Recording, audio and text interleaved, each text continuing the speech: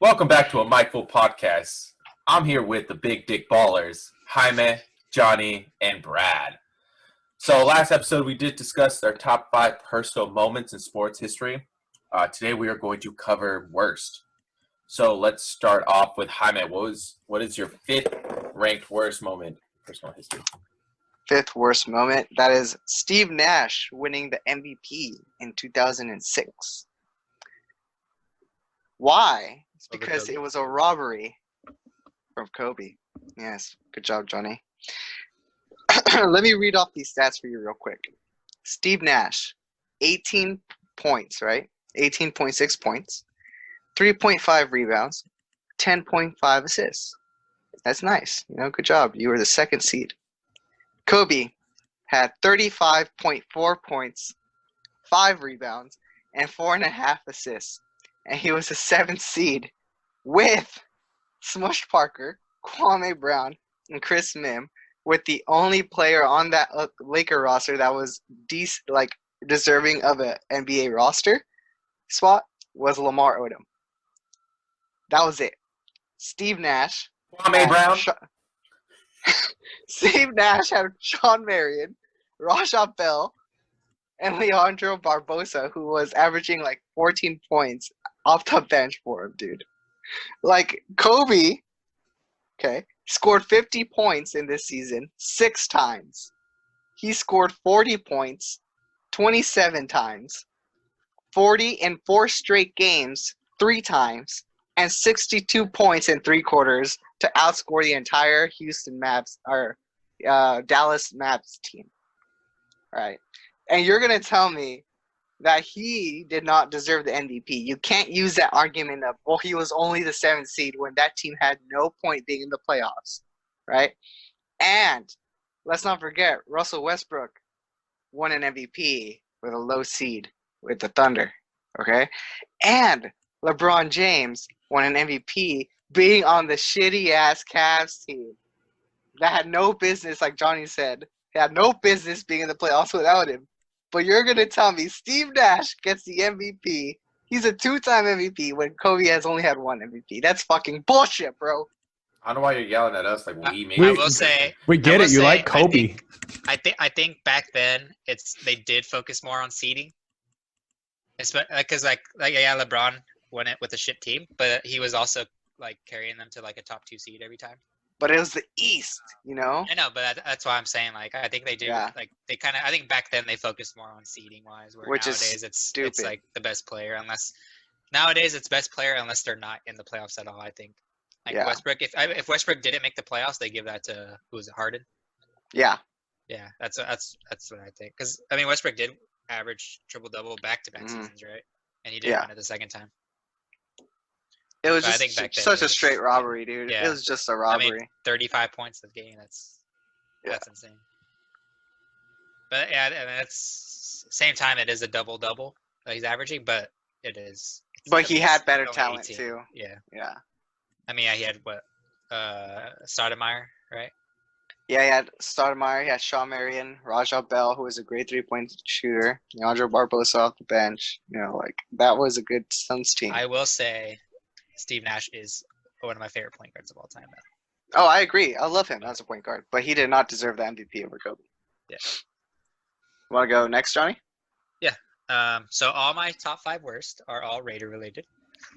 Holy shit, that sounds about right. There's a lot of them. Jesus. So number 5 is the Raiders' final game in Oakland, but 2019.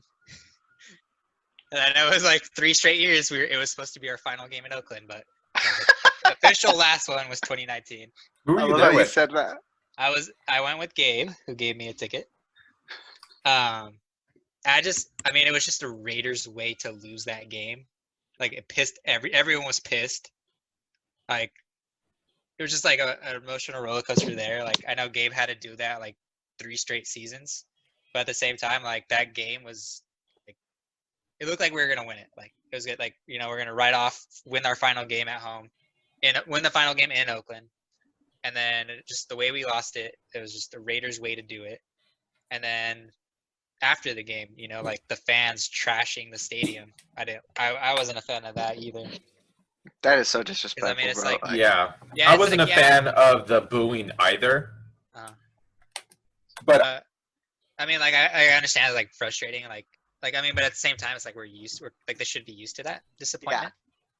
Yeah. So it's like, Why are you but surprised? yeah, kinda? it's like they're riding they know, like I think it was just the emotion of like they know it's the last game there, like officially. So like because they're going to like the stadium in Vegas was practically done at the time.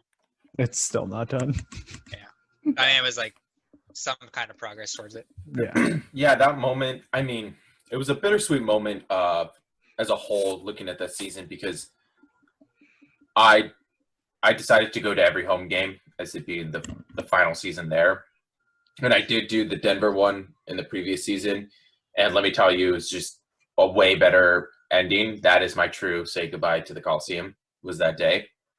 But this one, it was a flurry of emotions of just anger of how the game went, but also just saying goodbye to all of those memories. Like, there is no other location that I've spent more time besides my home that I've grew up in than the Oakland Coliseum. I've put significant man hours watching that, watching stuff in there, watching men pile up on each other. So that day was very hard for me. And it didn't even hit in until I think the next day when I truly felt it's goodbye. Yeah, Johnny just sent me a picture of it. Holy Oh my shit, god, dude. yeah, holy shit. That is bad. I can't wait for you guys to come to a game out here. Because you're going to be like, wow, I'm so glad we're not in that piece of shit fucking Coliseum anymore. Because I've been to a few events at the Oakland Coliseum, and I know you guys like the Raiders, but that Coliseum fucking sucks ass. And I can't wait for you guys to see I cannot wait for you guys to see the new stadium. It's funny. They said, like, what's your favorite and worst favorite, like, stadium? And both of those are the Oakland Coliseum. It is the greatest and worst stadium, and it's because the actual stadium is a hot piece of shit. But what makes it the greatest is the people, is just the feeling you get when you're walking through, blasting some E40 music, and someone handing you a 40 and ribs. Like, there ain't no better feeling. I actually remember because, like, I was always scared of, like, the black hole Raider fans when I was a kid because, you know, dressed up in fucking spikes and face paint and shit. Kind of fucking scary. But I remember I was riding back from a game on the BART with my brother. Or no, it was the Caltrain. Was it the Caltrain or the BART? One of the two. Riding back from a Giants game, and the Raiders game was coming out, and they had just lost I don't know, one of the many losses you guys have received. But there were a couple of those Black Hole Raiders fans who sat down right next to me and my brother, and he could tell how fucking terrified I was because I was like 11 or 12. And he just looks at one of the fans who were sitting dead fucking silent, and he goes, "So how'd the game go?" And the dude was like, "How do you think?" And then the entire train just busted up laughing. And we all, like, that was when I was like, all right, these guys are pretty cool. Like, it's cool. Then we all started, like, joking, having a good time and shit. It was definitely a fun moment. I guess I'll take my number 5. Very recent. I know we kind of alluded to it in the last episode. Adesanya Romero. Coming off of the Wei Ling fight, the hype going into that fight, everything surrounding it, it sucked ass. It fell flat in its face. I think they threw like 8 punches in the first round. Romero literally stood still for a minute and a half. Just a stinker. Yeah, exactly. I know you guys can't see it, but Johnny's doing the old fucking Mortal Kombat, just hold square to guard. It was such a stinker of a fight that, especially coming off of just a straight banger, that it literally, I almost fell asleep in round 3. It was so bad to the point where every time they even like swung or they made contact, like me, Gabe, and like all of us in the room would just be like, "Oh!" You know, because we thought something was gonna happen. We were just so hyped up from the previous fight. Yeah, I think I genuinely fell asleep during that fight. Mm-hmm. Yeah, I think all we were talking about was the last fight. Yeah, no, Yeah. exactly. Like, we were just like so bored with the fight, we just started talking about the last fight and started talking about like the next pay-per-view. Now, Yeah. to be fair, I think if that fight was preceded by any other fight, I think it would have been better. But it was just a mixture of like all the hype going into it. The incredible fights beforehand just made that one extra stinky. Right. Yeah. That's why it makes me excited for hopefully the Acosta fight, because I think he's going to take it to Adesanya. Hopefully. That's the thing. My number 5 was drafting Conley. I was in San Diego, and I was driving by, in fact, the Qualcomm Stadium, and I was in bumper-to-bumper traffic. So I'm on speakerphone with my dad, and I think like 2 hours prior to that, the news broke out, or it was. I know they were talking about the Conley and the rape allegation. Gary on Conley. Yeah, Conley. And then so I was like, oh, please, just Raiders, anyone but him. And my dad's like, they selected Conley out of Ohio State. And I was like, why? Why is it any time I don't want you all to draft someone, you do that? I don't want Isaiah Simmons. Yeah, me either. Please. I heard about something. I don't want Isaiah Simmons. And the Raiders' first-round draft pick. I would say that one I remember. I was with Jaime, Yeah. a couple other friends, and we were doing something, dude. I was like just sitting there, and then it was our pick, and I was praying for someone. I think we needed an edge rusher We all looked at you because you were just or a literally linebacker. praying. You know? You're just like, Yeah, there was like we needed there was a linebacker that fell, or an edge rusher. Someone fell, and I was like, oh please, or maybe there was another corner. There was someone there that I really wanted. wasn't that the Reuben Yeah. Foster? The Reuben It might have been Foster. Reuben Foster. I think so. I was like, oh please, and then they pick him, and I just fucking just dropped. I was like, what the fuck? I just changed my mood for the rest of the draft. All right, Gabe, you want to take number 4? Go back.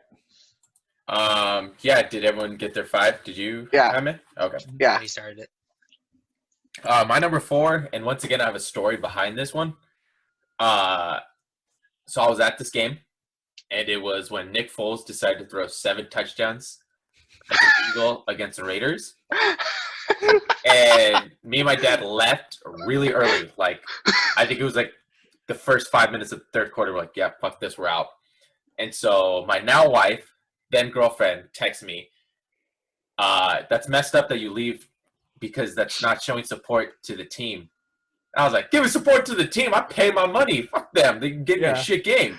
I don't want to wait in traffic for an hour to leave the fucking stadium. Like, what are you doing? And then, so she didn't know how deep of a Raider fan I was, and she said, it sounds like you're a fake fan to me. Ooh, Oh, god damn. I was like on the phone with her, and I just hang up. And she's like calling me back. I sent it a voicemail. I was like, nah, you could call me many things, but you don't call me a fake fan. I never heard this before. What the? And then she's like, what's wrong? I was like, you don't understand. This dude put an obliteration on us. Like, there's no other. Yeah. I'm a fair That was weather his fan first year 'cause I don't wanna- starting. I don't want to That was watch his my first year starting, team dude. get bent over and fucking spanked. Yeah, I'm a fair I will weather say fan. that's probably the first time I hear someone say, "Hey, you're a fake Raider fan." I don't know anyone that would pretend to be a Raider fan. You're right. Yeah. God damn. Unless it was 2016. Yeah. Dude, That's true. That's fucking rough. That's the That's first rough. time I would never question Gabe or Johnny as Raider fans. So that is like, what? I don't think anyone, like, they've never told me a story of like ever, like anyone like doubting them. But this is like, what? Sarah, you got some balls, man. Yeah, I mean, you guys watch every game in the stinky years. Like, you guys are definitely not fake fans. That's rough, dude. That's brutal. A Jeff Garcia jersey. Yeah, yeah. But you could just say it's a customized for your last name. Oh, It was. Gabe Ooh. Garcia. They didn't sell it. I had to customize it. All right, let's go on to Brad. What's your number 4? My number 4 is another UFC moment. It is the McGregor-Habib fight. Not the fight in and of itself. Of course, I really like that fight. I'm a big Habib fan, but the aftermath of the Habib McGregor fight. To give you some backstory, I was seeing a girl at the time who actually the week before we had gone to the Bellator fight in San Jose. And I remember we had gone out to a Buffalo Wild Wings to watch that fight. It was some shit. It was stinky. Because I was wearing my papaka. The fucking fuzzy hat that Habib always wears, if any of our viewers don't know. And there were a bunch of really drunk McGregor fans, as there always are at a Buffalo Wild Wings. And I remember they were like playfully shit talking me before that, you know. And then after the fight, McGregor took his L. The fight broke out. Habib jumped the ring to kick Dylan Dennis in the face. And then just the whole aftermath of like McGregor swinging on Habib's team and then Habib swinging back, which of course just looked like Habib's team was assaulting McGregor in that time, due to like shitty camera angles and not all the facts coming out until the aftermath. It was a really bad look. And then I almost had to fight my way out of Buffalo Wild Wings that night, because there were a bunch of drunk McGregor fans telling me to like take my hat off and shit like that. So it was just like the whole, I'm dead serious, dude. There were 3 drunk McGregor fans who came up to me and told me to take my hat off. And I was like, no, you guys can get fucked. Like, I'm staying here. I'm finishing my beer. I'm having a good time. And the girl I was actually with was a fair weather MMA fan who only knew McGregor. So she wound up like having to drag me out of Buffalo Wild Wings because I was ready to swang and bang with some McGregor fans. It was bad. Like, and the whole aftermath of it, like the next couple of weeks was just bad, and it solidified just the aftermath of that fight as one of the worst sports moments in history for me. You know, Brad, your insult, you can go get fucked. I feel like I take that as a compliment until you said, then we'll just start to throw and bang, and then I realized that's a threat, and I'm frightened. Yeah. Yeah, it was. Get a look in his eyes, and for a second there, he said, "Let's get it on." Yeah, exactly. I thought he was gonna rape me. Yeah, that was so that was a bad night, and it was that was just a shit show of a whole shit show. It really made the UFC look bad. It kind of made it look like they were just putting a bunch of thugs into the octagon to throw hands with each other, which is because obviously like that was the most viewed fight because of all the hype going into it and everything, and really just kind of put a bad look on the UFC in general. Yeah. And that's why that's my number 4. Mm-hmm. Hi, man. Okay, my number 4 is Magic Johnson trading away D'Angelo Russell to the Nets. So the reason that is my worst one is I was a big fan of D'Angelo in college. That was the year that the Lakers had the number 2 overall pick. And I was just hoping and praying. That day, me and my girlfriend at the time, even still now, we were coming. It was on her birthday. We were coming back from the beach. I couldn't make the draft at home, so I was watching it on her phone. And I was just like, please pick D'Angelo. Okay, they picked him. I was fucking excited and everything. Okay. And then 2 years later, after being excited that Magic Johnson was going to be the GM for the Lakers and everything, comes the end of the season, and all this stupid hype is coming about some fuckboy called Lonzo Ball out of UCLA. This scrawny-ass bum was going to come in and was going to take D'Angelo's job, and I fucking knew it because of all the hype. If he was not from LA, there's a 100% chance Magic Johnson doesn't take him. But because of all the media, and that's what annoyed me more, is the media that was pushing him, like, oh, Lonzo Ball. Okay. So what did Magic do? He did the single worst thing as a GM. He traded away D'Angelo for Brooke Lopez, which was fucking stupid. And I was so furious that day, dude. I was so fucking pissed off. I literally threw something at the wall. I was fucking pissed. Because Lonzo, I called it. I even told Johnny. I told Austin. I told everyone. Lonzo's going to be a bust. He's a fucking bum. He's not worth it. What happened? Is he on the team anymore? No. It's fucking stupid. And what pissed me off even more was that last summer during free agency, who were the Lakers trying to fucking sign in free agency for point guard? D'Angelo Russell. I was like, okay, Magic, I love you as a player. You know, I'm a Laker fan. I love you, dog. You did everything good for us. But as a GM, you were literally the worst fucking GM the Lakers could have ever had. I'm sorry. You're literally the GM for like a year or 2. It was so bad. It was disgusting. Everything you did was just atrocious. I would like to point out he wasn't the GM, he was the president. President. Okay, I'm sorry. But he wouldn't have gotten Anthony Davis. He traded away D'Angelo Russell for Brook Lopez and a second overall pick. That second overall pick turned into Kyle Kuzma. Last time I checked, Kyle Kuzma's still on the Second team. overall. Second round, I said. No, he Didn't I? got taken in the overall. first. He said second overall. Oh, my bad. He got taken in the first. Though. A late first round. It was a 27th pick. Kyle Kuzma's still on the team. So you would end up trading away Lonzo Ball, Julius Randle, Brandon Ingram. You don't think they would have taken other pieces? It's like, come on, man. I will say Lonzo is playing better in New Orleans, which I think that's what he needed. I think he needed a change. I think I was just obviously I think Magic fell for the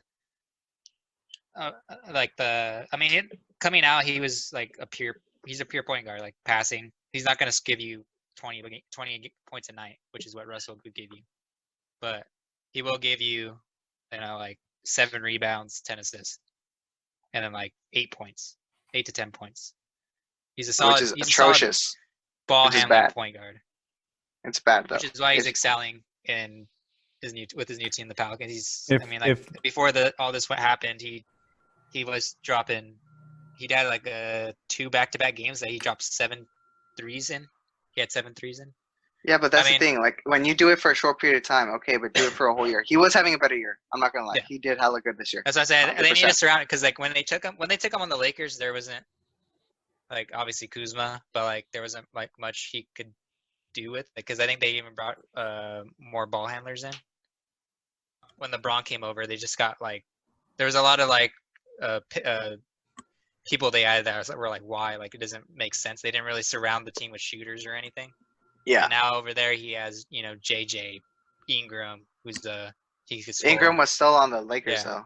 Yeah, but I'm saying like now he has like a shooter, Zion that doesn't need the ball in his hand because they just like they work well together. So I mean, but that's the thing when you're taking a player second overall who can't do anything for himself, he needs to be surrounded by other players to be considered doing good. That's not who you take second overall. I'm sorry. D'Angelo doesn't need other players to score. You as a Warrior fan should know, like he dropped big games for you guys, Like that's the thing. He's a great passer too. He just doesn't look to pass because if no one's like he took the Nets to the playoffs, dude. I don't care what you say. He took the Nets to the playoffs. Like you said earlier, in the East. But he took them to the playoffs. And the Nets, what did they do the year before? They had no other prospects. It was literally just him. Like, yeah, that team was ass. The conference is ass, but he still took them to the playoffs himself. Lonzo can't do anything for himself. He can't finish at the rim. He has no mid-range at all. His ball handling is sus. He can pass crazy, dude. He's one of the best passers I've ever seen.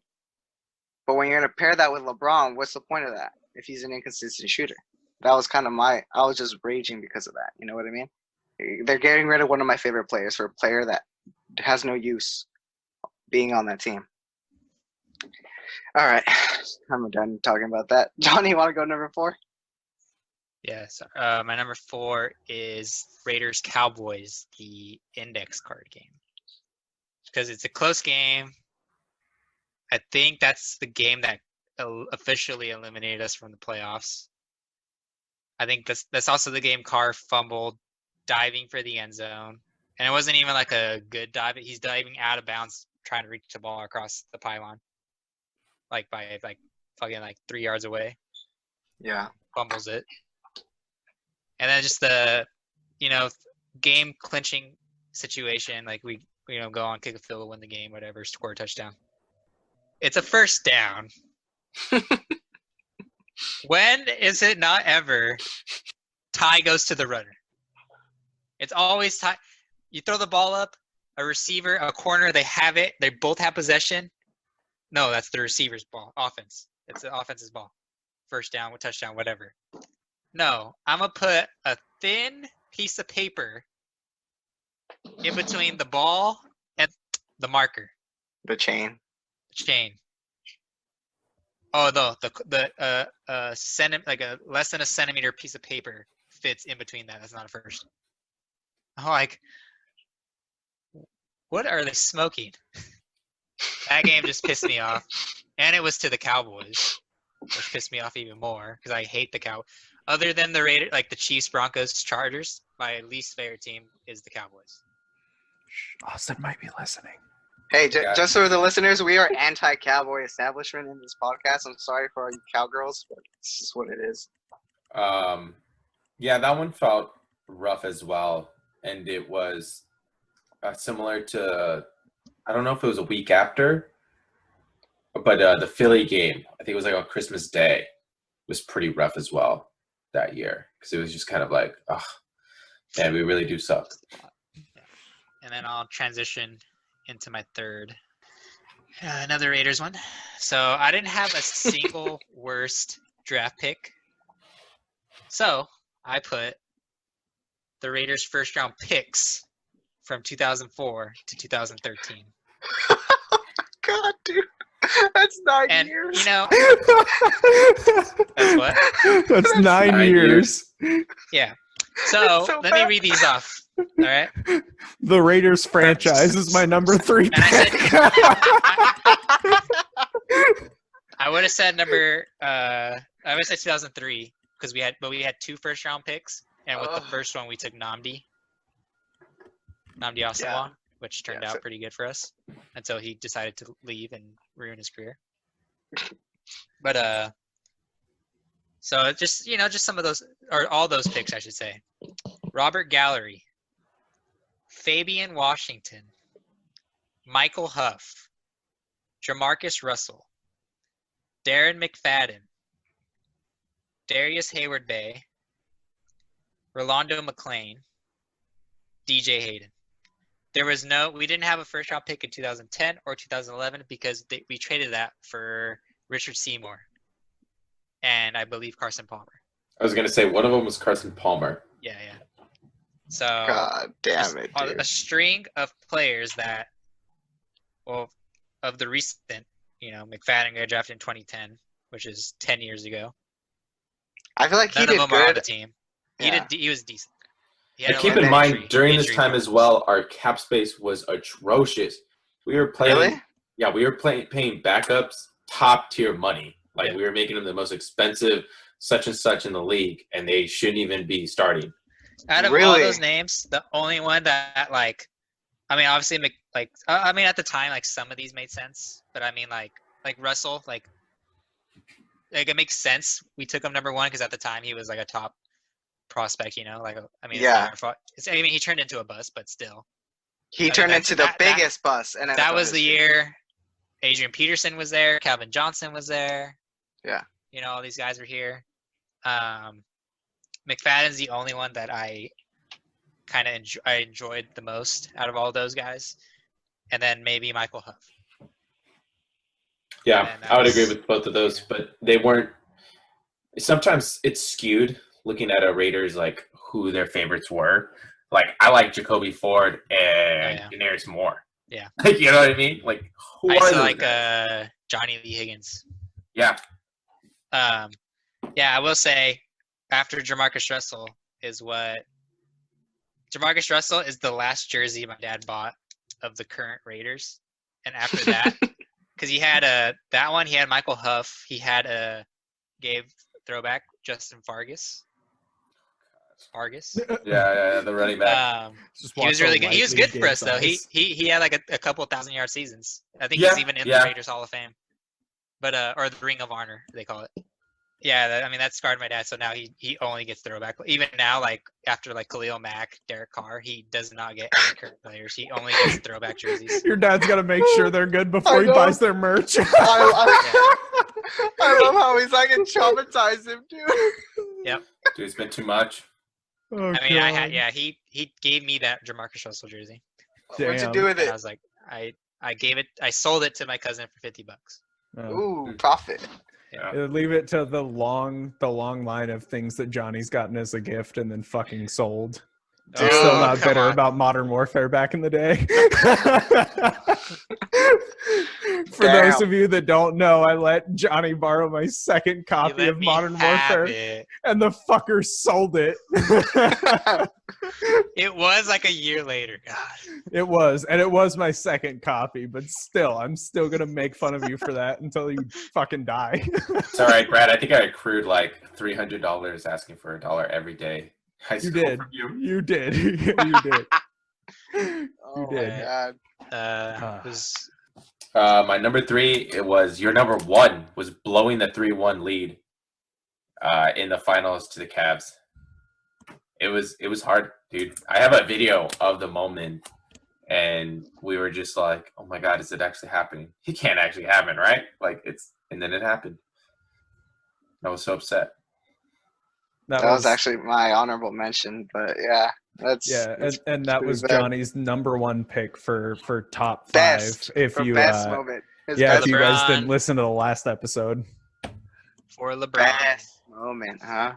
For LeBron. So one player just changes your whole aspect. You see, when the Niners played Tom Brady, I was 100% root for the Niners. Because of how emotional that game was, that win Oh my was God. for LeBron. For him. It's not even like it LeBron was already his had first. two. LeBron Yeah, had but it was his two. first with the Cavs, which is what Who I'm gives saying. a Like fuck? The Cavs don't deserve shit. I do. Fuck you, Cleveland. Oh I'm my sorry, but you don't all right, do shit. we beat this to death last episode. We're moving on. We're moving on. Jaime, Who what's your else? number 3? Mine is okay. The third is 49ers taking both L's in the Super Bowls. And I'm going to say fuck. no, but the reason why is because the first one was straight up robbery at the end because there was a PI call. And the fact that the NFL announced that it was a PI call after just made it worse. Like, why are you announcing this? Like, why are you proud to be like, it should have been a PI?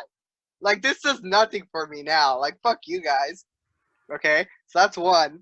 And the last one of the Chiefs. You guys can go back and rewatch that game. But sure, we choked it. I'm not going to lie. But the freaking Chiefs offensive line was holding on like 85% of the plays. And none got called. And I understand a ref is not going to call holding penalty that many times. But, bro, play the fucking game how it's supposed to be played.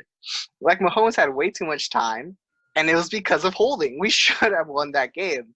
I'm sorry. Like, I am bitter about it. That game fucking pissed me off. I was literally depressed. My girlfriend was telling me, hey, it's okay, relax. It's just a game. Like, no, don't tell me. It's just a game. Like, they suck. I literally am debating whether I trusted Mike Shanahan or Kyle Shanahan after that. I swear to God. I did not watch any sports related shows or anything. I want to say up until we started discussing, like, we were going to the NFL draft. So that's kind of why I started talking about sports again with Gabe and Brian, because we weren't going to the draft. So I was like, shit, I kind of had to. I was so upset, man. Like, I was done. I felt like, what the fuck's the point of going to the Super Bowl? We lost our gold standard as the team. We were the Niners that were 5-0 in the Super Bowl. We had a gold standard. We were the team. You go to Super Bowl, you win. And that's the last 2 times that we've gone and we fucking lost. Like, at this point, I would rather just not go. Yeah, Jaime, you're a fucker. You stole my number 3 too. I actually sent Johnny a Snapchat of my list. I have last Super Bowl as number 3. And to be fair, this was the one that almost didn't make the list. I don't know about you guys, but I had a much harder time picking a top 5 for worst moments because I feel like we all try and block out the worst sports moments. But this one definitely did make the list just because of how absolutely fucking disappointing last Super Bowl was with the whole choking and everything. Like, I was pumped. We were up. I was all fired up talking shit to all my Chiefs fan friends. And then, yeah, it was just disappointing. Just a sad, during sad the day. game, as soon as we threw the first pick and it was so early in the game, I would just like, that's it, we fucking lost. It's over. And my girlfriend, calm down. It's coming. Like, no, we needed to play fucking perfect in this game to win. Mm-hmm. You don't understand. And I then had we were up by $50 10. on you guys. Yeah, I was about to say, you lost $50. Like, we were up 10, and everyone's like, yeah, we're up 10. I was like, no, we need to keep scoring. We need more. I don't trust them. Like, I'm not safe. Like, I was still haunted from the Ravens Super Bowl. Like, in that Ravens Super Bowl, I fucking broke a chair, man. I was pissed. And then this happened. I was just drained. And then a week later, or a week later, yeah, and then a week later, or a week before, something else happened where that was my number one, but I'll get to that later. All right. Yeah, just disappointing. So yeah, that was my number 3 as well. You guys have any take on that Super Bowl's game, Johnny? I honestly could have cared less. I mean, either way, I wanted both teams to somehow lose, and I lost $50. I was still once again the loser. One of my honorable mentions was that Super Bowl. Damn. Because as a Raider fan, it's the fucking Niners and the Chiefs. Yeah. Yeah. I hated every moment of that week. Because everyone's like, shit. oh, you don't know any Chiefs fans, so it doesn't matter. I'm like, I know a Chiefs fan works at my work. Oh, that's right. Anthony's a fucking Chiefs fan. Yeah. And then I was like, and then at the same time, they're my fucking division, my least favorite team. And then on the other side, it's the Niners, where I have everyone's a Niner fan. So it's like it was a lose-lose either way. Tell Anthony he can suck my entire right testicle. And to be fair, I was a Mahomes fan in college, and I wanted the Niners to draft him that year. I did, and it's gonna be on my kind of like touching on it on my number 2. But at this point, I'm gonna pull a Johnny, where I was like, oh, but I love him, so I want him to beat my team like he did abroad. I wanted the Niners to win because I felt Mahomes had a chance to win another year. Just saying that. So my kind of to spin it back around, my number 2 is the Giants' future. San Francisco Giants, of course. We have so much money into non-performers, and I know I touched on that in like our first or second episode. We have so much fucking money into people who just are not performing right now. We are basically set to lose for like 5 straight years.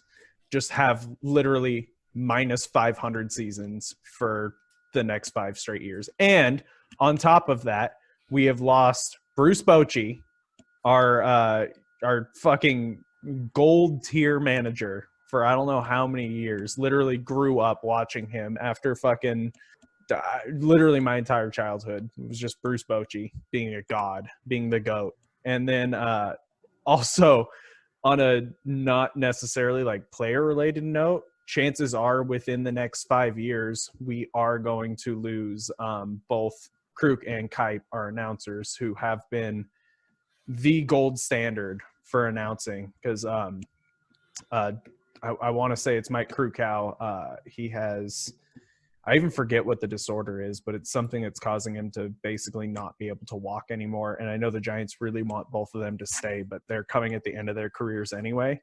And they were a big part of me growing up and enjoying Giants ball games was their commentary. So losing them is going to be a huge, huge hit to the Giants franchise as a whole. So the next 5 years are looking pretty fucking grim, and that's why it's making my number 2 spot. When it's time for actually, thanks Speedy, oil change and tune-up. yeah, exactly. That actually transitions perfectly to my second one. It's Greg Papa leaving, the Raiders announcing. I mean, when you talk about attachment, like your childhood, I mean, mine is touchdown Raiders. Like, it's iconic to any highlight you're watching or being like re-listening to the games, the radio coming home, like the whole game experience was Greg Papa. And then to make matters worse, he goes across the bay to the fucking Niners.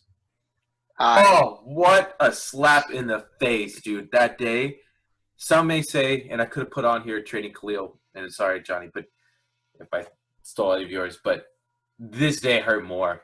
This day, he's in our hearts as Raider fans, or once was, but going to the Niners, that is just despicable, like Marcus Allen going to the Chiefs or Joe Montana going to the Chiefs. Like, it feels wrong and dirty.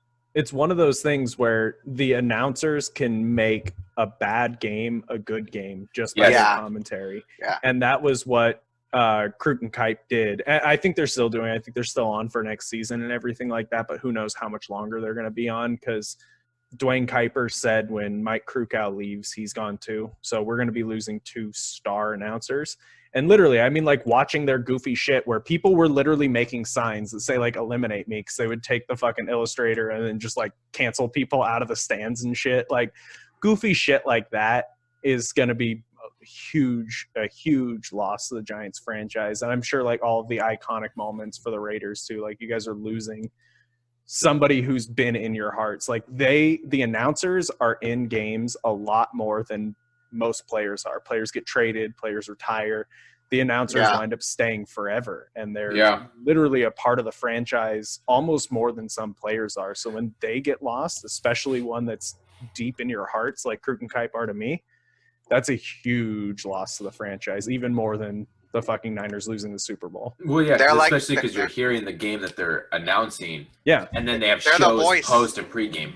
Mm-hmm.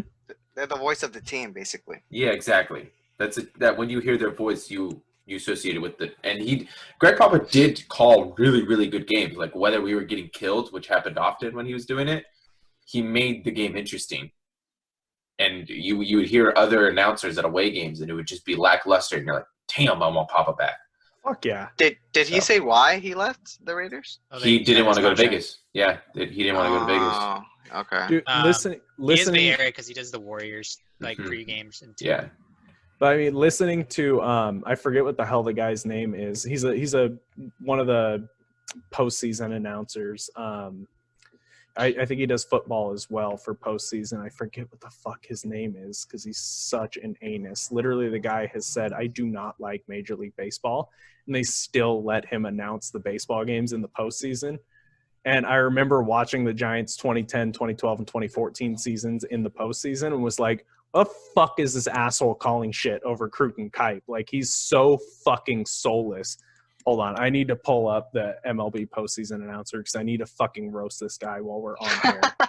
Well, here, let's give a shout out to a good announcer is Tony Romo.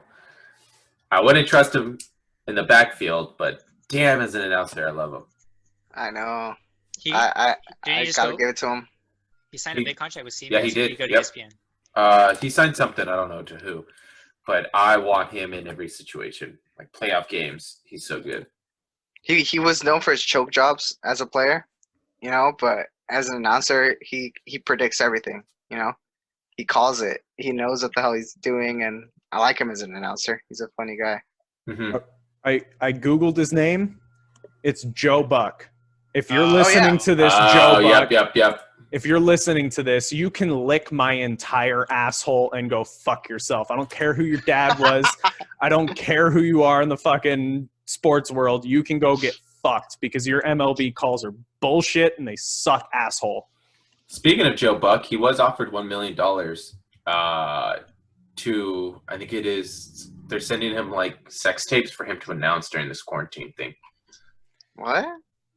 Yeah. What the fuck? That will be the most boring sex tape to watch on the planet. Porn site offers Joe Buck $1 million to announce videos. Buck has perfect response. I don't care for it. Yeah. So my number 2, Gabe touched on briefly, is the Raiders trading Khalil Mack. So, R.I.P. your defense. My number 3 was, the Raiders' first-round picks from 2004 to 2013. Khalil Mack was 2014. So our first good pick in 9 years. He changed.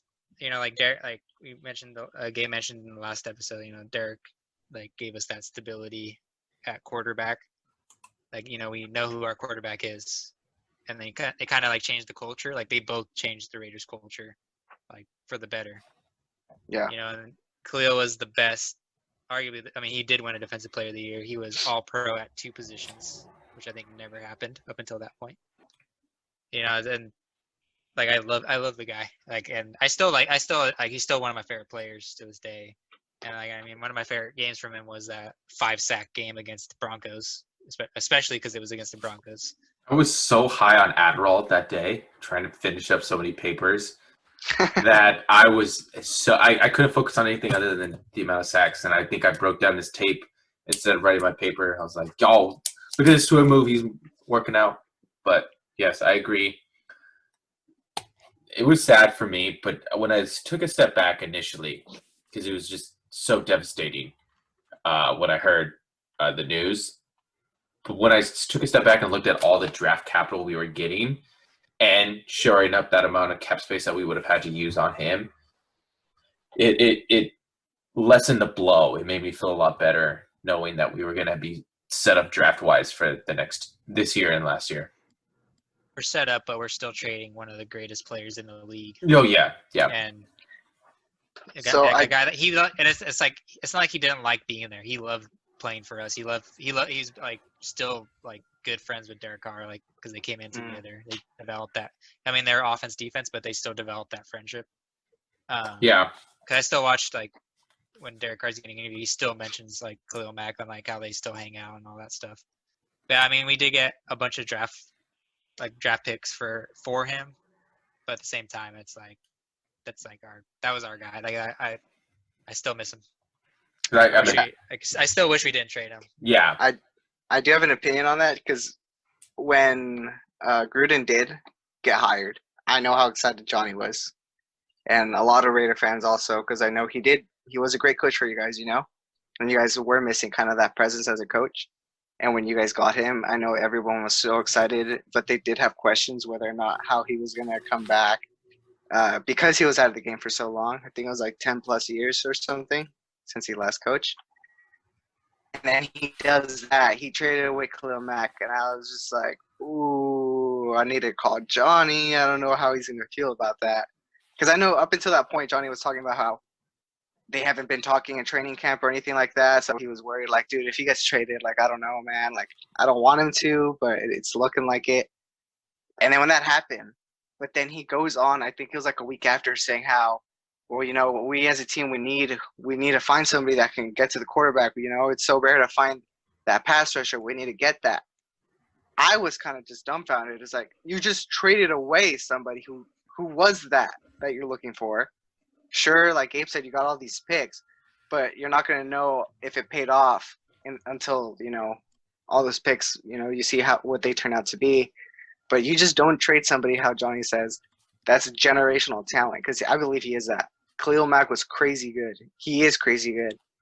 And for you to just say that, oh, it's so hard to find somebody in the league that makes such a difference, getting to the quarterback and stuff like that. I'm like, what the fuck? You just traded away someone who is like that. Like, it makes no fucking sense. I don't know. That just confused me. There's a reason, like, guys like him, Aaron Donald, Von Miller get paid the money they do. And I mean, it's like, it could hurt the team. Like, look at the Rams. Like, they have him on a fat contract and they have Jared Goff on a big contract. That's kind of what the Bears are going through right now, only that they're not going to pay Mitchell. Yeah. But it is tough. Like, when you kind of see the week one of him being on the Bears, and he, like, had a fumble. I think he had a couple sacks, and he was really taking over the game. But in the fourth quarter, it meant nothing when Aaron Rodgers just drove down the field and scored. Like, that was his first game, though. I'm pretty sure that was like his first game or something. Yeah, like that's what I said.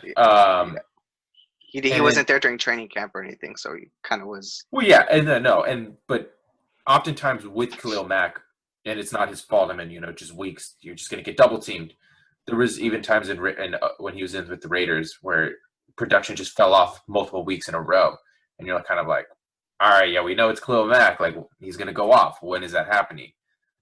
And so it's kind of hard to justify when you don't really have that many pieces on defense and spending a huge portion of your cap on one player. That's where it came in. And does it make it any less devastating? No, not at all. It was still no way am I saying that this was the right move at the time. Yeah. But you in a way you can see what he was kind of thinking. Yeah. Because even last year it happened with Chicago, and that's why they have the defense they wanted. Our first pick that we got for Khalil Mack did turn into Josh Jacobs. So that's who we took with the Bears pick last year. And this year it's the 19th. 19th. Yeah. Jaime, did you say yours? Number 2? No, not yet. So my number 2 is the 49ers drafting Solomon Thomas. Whatever way you want to put it, at that moment or now. I was upset. I was furious in both situations, both times. We were at Mountain Mike's, I believe. It was Johnny, like a couple of us were there. And I know Brian, when we made that pick, when we traded back with the Bears, we're like, oh, fuck yeah, we got to trade, like, that's cool. We're going to get more. And then I literally thought we were going to get somebody worthy, But the fact that we took Solomon Thomas when Jamal Adams was there, Marshawn Lattimore was there, we needed all of these pieces. We needed them. It's not like it was a position that wasn't of need. Like, they were all needs. And we didn't take any of them. We took Solomon Thomas, who was even in coming, like I was reading his draft profile, his combine, like today, just to refresh on it. He was always looked at like the most difficult person to kind of gauge because he was a tweener. He ran a 4.7. He was 6'3", His comp to an NFL player was Justin Smith. And as a Niner fan, I mean, we saw a lot of Justin Smith, obviously. Like, he played for us, and he was a great player for us. But Justin Smith demanded double teams. That was the reason why he didn't get a lot of sacks. Where Solomon Thomas just doesn't get a lot of sacks just because he's not talented. That's the thing. In the NFL, in 3 years, he has 6 sacks. And 3 of them were last year. Like, I'm sorry, but you can't justify that. Like, sure, you could say, well, he's a good rotational piece. At the number 3, you're not taking a rotational piece. I'm sorry, no. At number 3, take a difference maker. Like, you just took Eric Armstead 2 years prior. The year before that, you took DeForest Buckner. And then you're going to take Solomon Thomas? Like, I'm sorry, no, dude, take somebody else. I understand you love the trenches. But you're really going to be there and tell me, hey, if we didn't take Solomon Thomas that day and we took Jamal Adams, we wouldn't have been better off in the Super Bowl or something like that? You're going to tell me that? Or Marshawn Lattimore? You don't think Marshawn Lattimore wouldn't have given up a big play in the Super Bowl? Like, no, dude. Like that, I hate him as a player. As a person, I don't know him. I know he went through a lot of shit with his sister in the league since he got in the league. But he has not developed. And I want him gone. I wanted him gone for the last 2 years. I don't think he was worthy even of a top 20 pick. I will say at the time, which I know we've discussed many times, but at the time, he did like this. The thing with him was that he had a lot of upside. But he was a tweener, though. They didn't know where he was going to play. So I think that is kind of. I'm saying, but at the time, like he had a lot of upside, which a lot of teams like. Similar to the guy we just talked about, Khalil Mack. At the time, he's coming from a small school, and then like he had a lot of upside though. So that's why I feel like that's why the Raiders took him over. I forget who else was there. I mean, yeah, everyone wanted Jamal Adams. I mean, and at the time, like now you say you want Marshawn Lattimore, but at that time, I mean, you could have wanted. Obviously, you want him then. I wanted him then, but at the time, he did go almost 20th. Yeah, but like that's the thing. Like it's just not position. Like we didn't need a left end though. That's the thing. We just took 2. Like I said, we took 2 defensive linemen prior in the first rounds 2 years. Like in the last 2 prior than that. Like no, dude, you got to spread it out.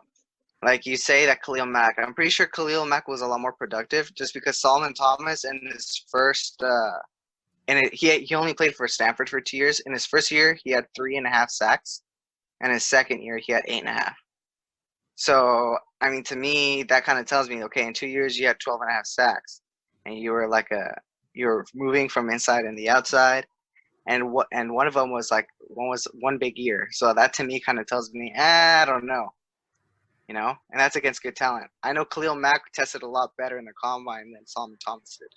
I have a question, related but unrelated to this. All right, you've been hard on a certain draft prospect, comparing him to Solomon Thomas. Yes. AJ Epineza. Yes. Why? Because every argument we've had about Solomon Thomas has been he didn't produce in college. That was always your number one argument. That was your argument. He did not produce. So why are you comparing AJ? Well, because y'all say AJ produced. AJ produced, but I see in the 2 different sides of the spectrum. As in, one is built for a position, like he has the physical frame to play in the NFL, and AJ, right? He's big. Solomon Thomas never really had a certain position where he was going to play in the line. No one even knew, even when he was coming into the draft. He was a tweener. He was 6'3", 280. Like, that's tiny for a defensive lineman, dude. especially someone who they were thinking was going to get off the edge, but he wasn't fast enough to go off the edge. Okay, or from the inside. What? I'm asking why are you comparing him to Solomon Thomas? No, I don't want to. Okay, hold on. Now you're just talking shit about Solomon Thomas, but why? Okay, but hold on. Are you I'm comparing him? getting there. I'm getting there. Because and then at the same time, he's not going to go top 3. He's not going to go top 10. I know, but because AJ, he produced, but physically, he's abysmal. Like he's not athletic at all. He's not fast enough. I feel like he might get pressure on the quarterback, but he's not going to get any sacks. He's not fast enough to get any sacks. I'm saying comparing to the talent in the NFL, he's not going to produce because physically he's not there. And I don't think technically he is either. I just think that he was good enough to where he did get to produce in college because of who he played against. There's those players where in college you get to get matched up with lesser talent and you don't have to be as refined, you know? That's why it's so hard to gauge him. But with AJ, I feel like he produced so much in college, but there's a reason why he fell. He's falling. It's because I see that same type of bust potential with AJ that I do in Solomon. That's why I compare them, because I see that same bust. Even if he is, that's what I'm telling you. He's not going to go in the first round. I think he's gonna fall out completely. I think so, dude. 20 I on swear. it? 20 on it? What was our other? 20 on it? $10. You No, got $10 with me. This is a $20 bet. With what? $20 bet. But what was that one? Browns takes a lineman. Okay. But what do you? 20 on How it? do 20 that? on What? it? No, it's first round. He's going Okay. first round. All right. I'll put 20 on it, just because it's just first round. All right. He might go later, but it's like whatever. Also, I got like 20 minutes. So, do we want to do the number ones? What do we want to like rapid fire honorable mentions off real quick? If we have any? Ooh, yeah. So I definitely have one. It's going to be I want to say it was 2015 when maybe it was 16 when Pablo Sandoval went to Boston.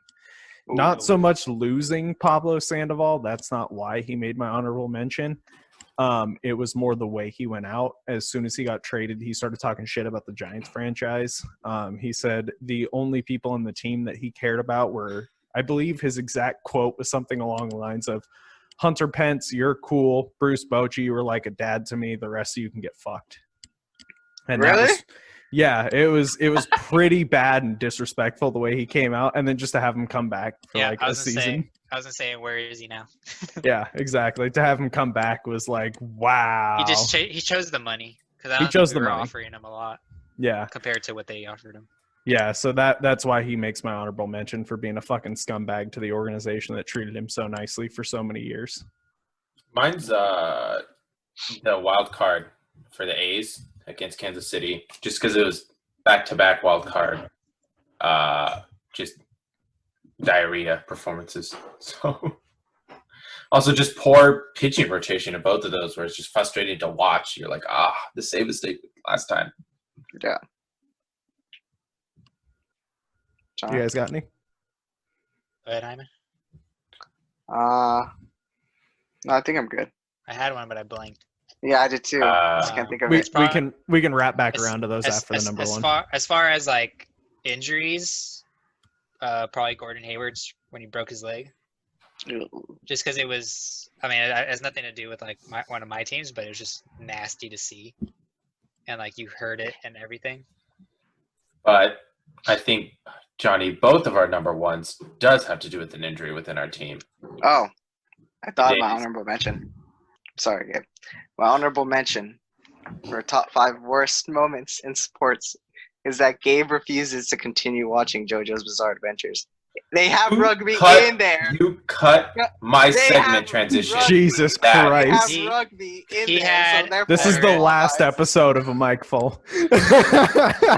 I transitioned beautifully, so fuck whoever has to edit. What the hell was that, Jaime? This is my week to edit. Thanks, Jaime. What the fuck? Oh, Brad, you're editing?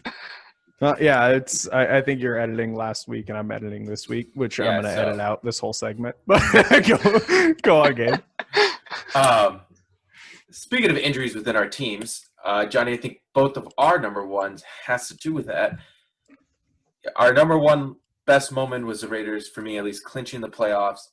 But my number 5 worst moment was that it ended that day, essentially, because on Christmas Day, Carr breaks his leg, ending any chance for the Raiders to be competitive in the playoffs. We didn't have Nick Foles, unfortunately, but I was hammered.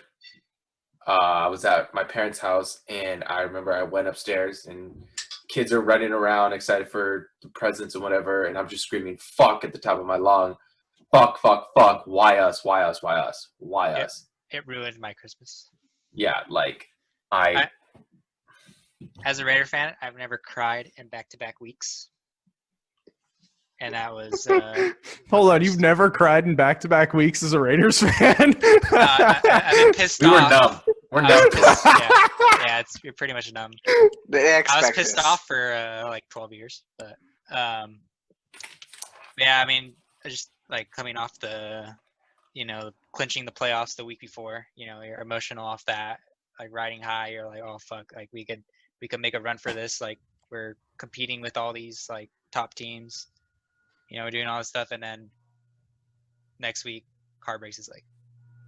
Yeah, it was devastating. I mean, that's shit luck, dude. Like my friend said he was there, and he said, "Dude, it feels like someone died right now.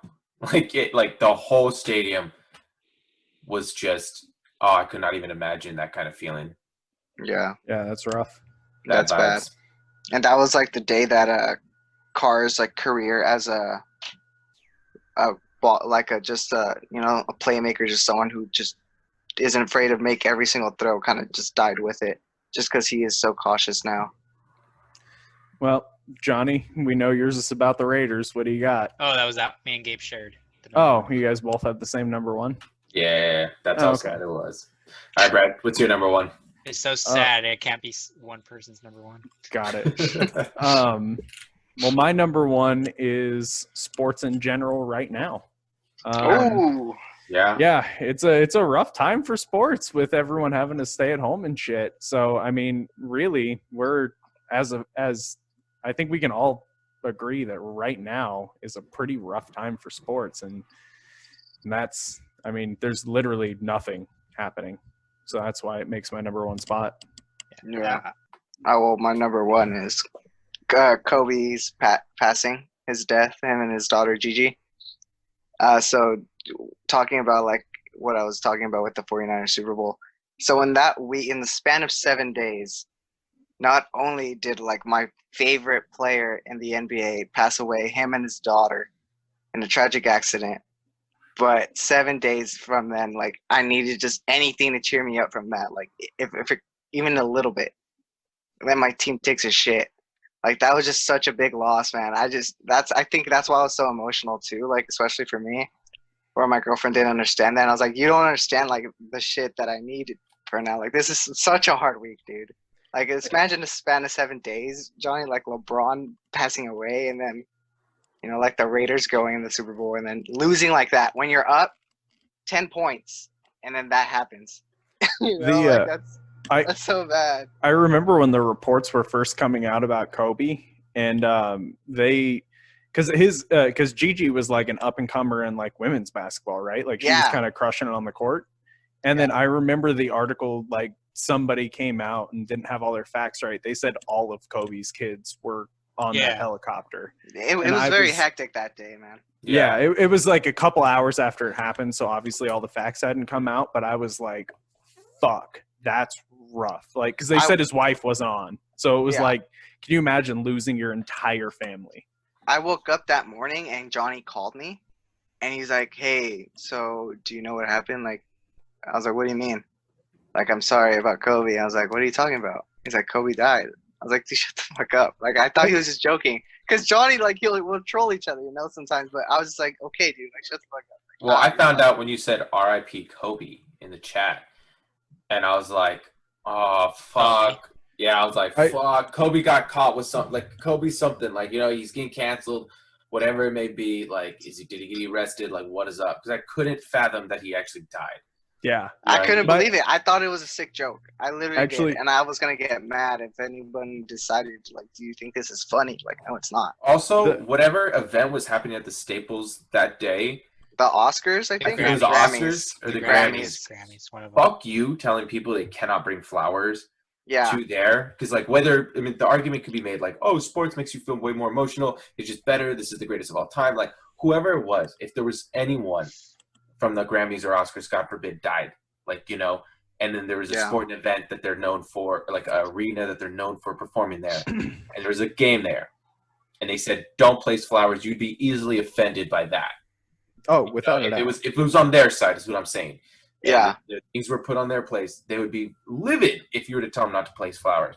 So how dare you tell people to not do it in his city, LA, in the Staples Center? I He mean, spent more time there than the fucking Grammys anyway. yeah, that's what Yeah. I mean. It's like, They're so- yeah, scumbags, dude. fuck you. I Fuck remember- you for that. Yeah. I remember when I heard about that. My girlfriend had just moved into a house, and she had like a sauna that was like a community sauna on the property, and we were sitting there in the sauna, and there was these two other people in there with us, and they were like, the guy looked at his phone and was like, "Oh shit, Kobe died." And I remember walking out of the sauna because like she looked over at me like, "Have you heard anything about this?" And I was like, "No, that guy's fucking off his rocker. There's no way Kobe's gonna die." And then walking back into the house, and I went on Instagram, and Barstool Sports had posted like "Rest in peace, Kobe," and I was like, "Oh, fuck! Like this is a big deal right now." Yeah. It sucked, man. Like, it hit everyone hard. And especially like touching on what Gabe was saying, like those people, like what are you thinking at that point? Like, what are you thinking? Even the people like doing the red carpet on that, like, cause I know because Vanessa was watching it. They were all depressed, dude. Nobody wanted to be there. So Yeah. instead of being like, hey, let's just cancel this or let's just postpone this, they had the balls not only to host it, which is more understandable, but to be like, hey, you guys can't be here. You're blocking the way. Like, leave. Yeah. Don't leave anything there. Like, are you serious right now? Like, no, Kobe was a global icon. Like, I'm sorry, but he means probably more than any of these fucking actors. Actors are one thing. You love them in the movie. But Kobe, like, no, come on, dude. We can't do that. He gave 20 years of his life to Los Angeles. You saw him as an 18-year-old kid grow up. And like his whole life was there in LA. After what happened? After he retired, he won an Oscar, dude. He won an Oscar.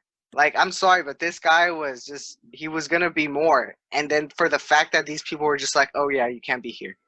I was pissed off, man. It was tough watching the like all the games that went on that day. Yeah.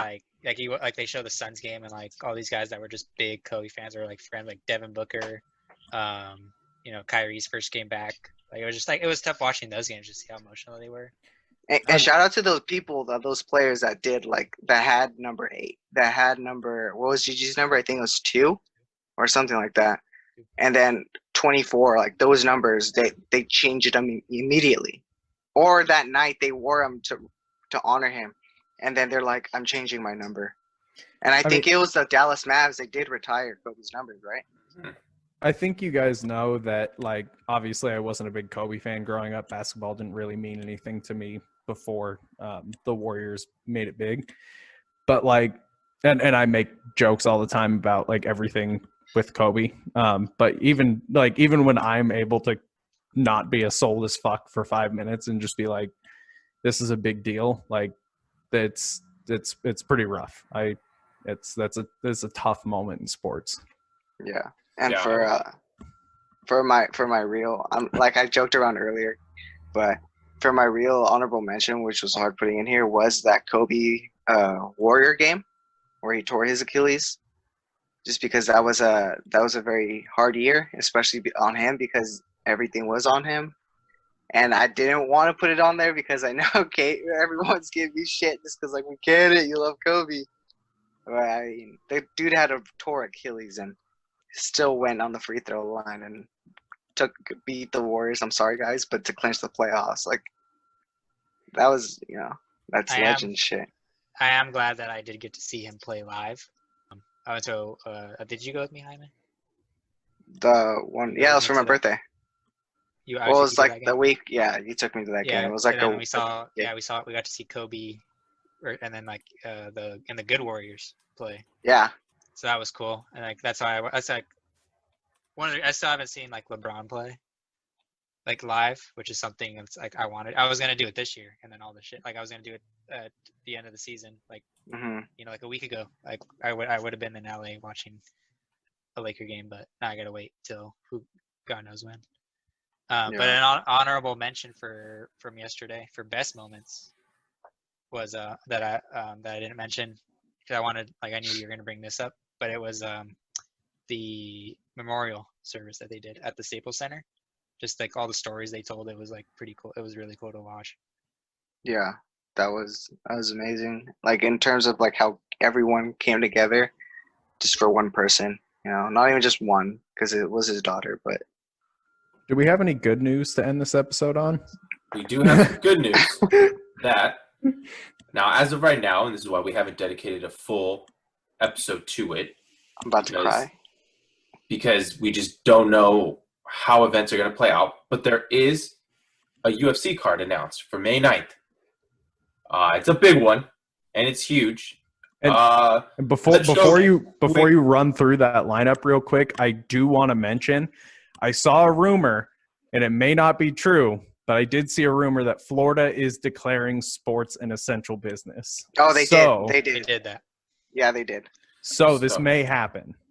We're going to go with the big ones, just to mention the three title fights. It's pretty much the entire card that was 249, plus a couple good ones.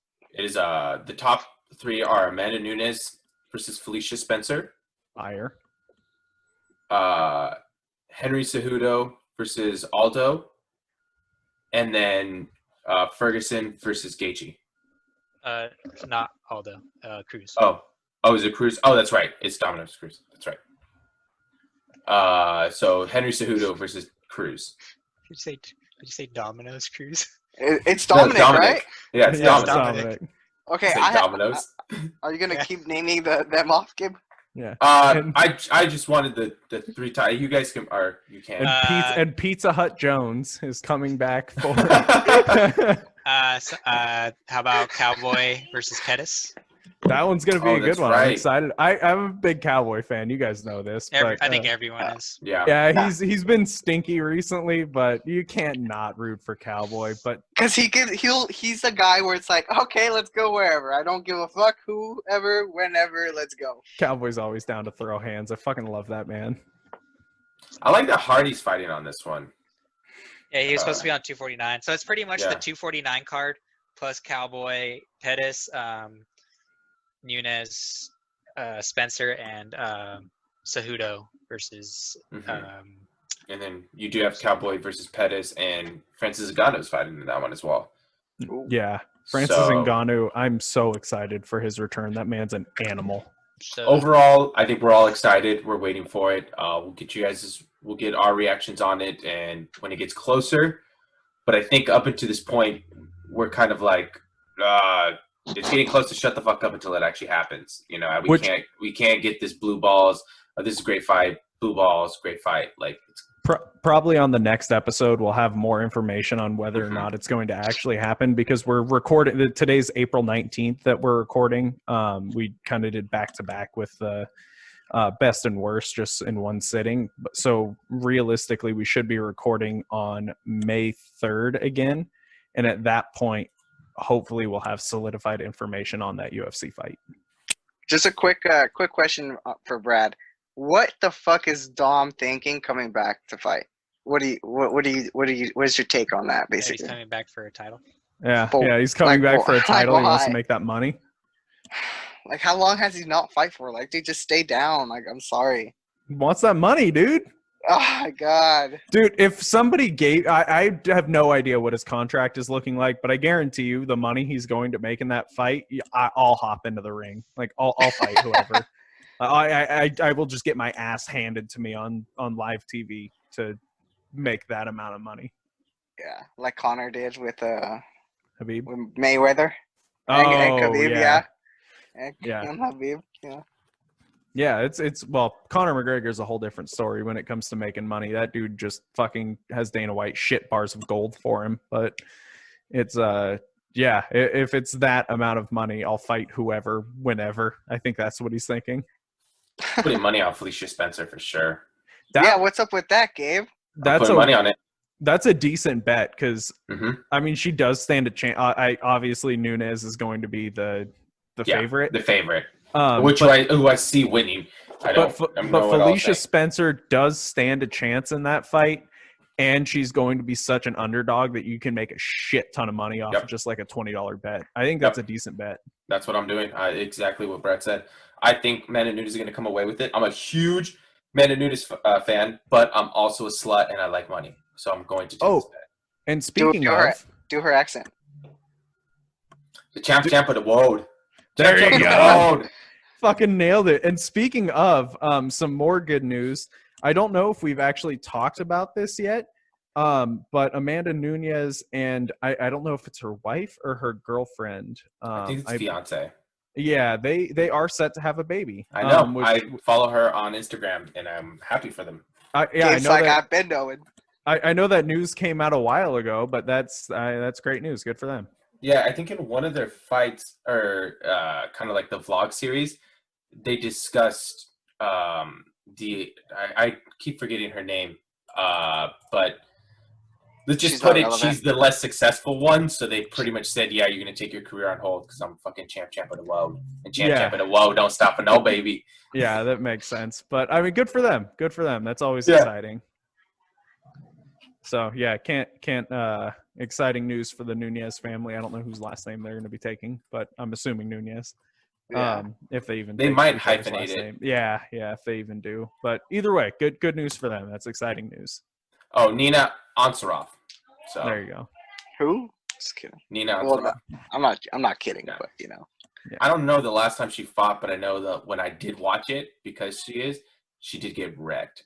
Oh, we saw her. We saw her at the. It was a Henry Cejudo fight. Remember? Yeah, Buffalo when she was there. Yeah, that's right. I was like, she got wrecked. She got wrecked. I was like, oh, come on. That's why she's having the baby. Yeah. Yeah, but to be fair, she was going up against undefeated Tatiana Suarez. Yeah. Who is an animal. Yeah. But either way, good for them. That's exciting news. All right, guys. Well, thank you for tuning in and hopefully you enjoyed yourselves. We'll see you on the next episode next week.